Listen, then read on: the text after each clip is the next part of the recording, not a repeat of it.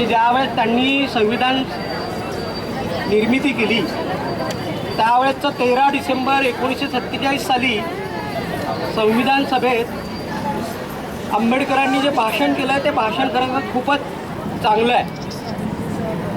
आणि त्यावेळेस आंबेडकर असं म्हणतात, म्हणजे अगदी सुरुवातीचं 16 डिसेंबर 1946चं आंबेडकरांचं भाषण आहे की आज संविधान देशाला देत असताना की आम्ही आजही जरी जातीमध्ये विभागलेले असू तरी येणाऱ्या काळामध्ये या संविधानामुळे या देशाला एकसंध राहण्यापासून कुणीही रोखू शकणार नाही.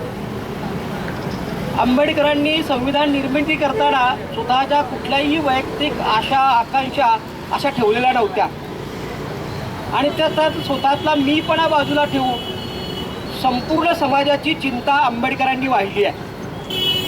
आणि म्हणून संविधानाचं महत्त्व हे अधिक आहे. आंबेडकरांनी स्वतःच्या पायापुरतं किंवा आपल्या स्वतःच्या समाजापुरतं असं स्वप्न कधीच संविधान निर्मिती करताना पाहिलेलं नव्हतं.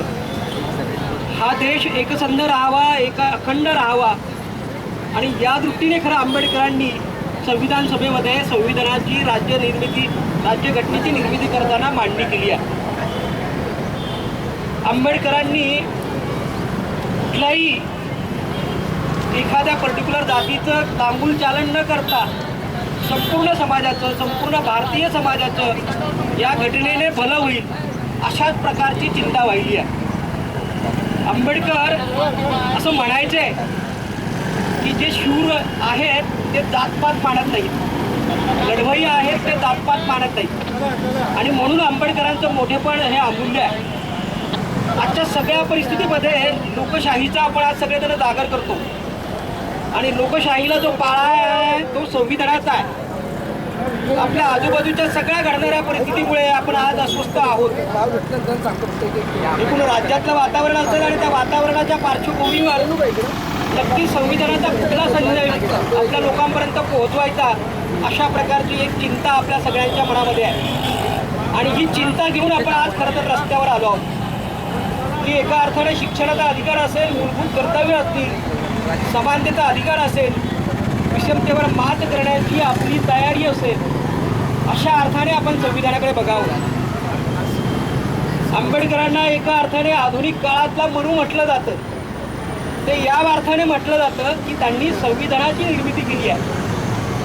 शेवटी जाता जाता मी असं म्हणेल, फारसं बोलणार नाही आहे, पण आंबेडकरांना जे खऱ्या अर्थानं अभिप्रेत होतं की राजकीय लोकशाहीचं रूपांतर हे सामाजिक लोकशाहीत व्हायला हवं. आजची परिस्थिती बघताना हे प्रचंड मोठं आव्हान आहे. ज्या प्रकारचं सामाजिक स्थित्यंतर आणि राजकीय परिवर्तन आपल्या आजूबाजूला आपण अनुभवतो त्या अर्थाने संविधानाच्या विषयातला अधिक जागर, अधिक वातावरण निर्मिती ही समाजामध्ये व्हावी, ती या उद्देशाने व्हावी की राजकीय लोकशाहीचं रूपांतर हे सामाजिक लोकशाहीत व्हायला हवं.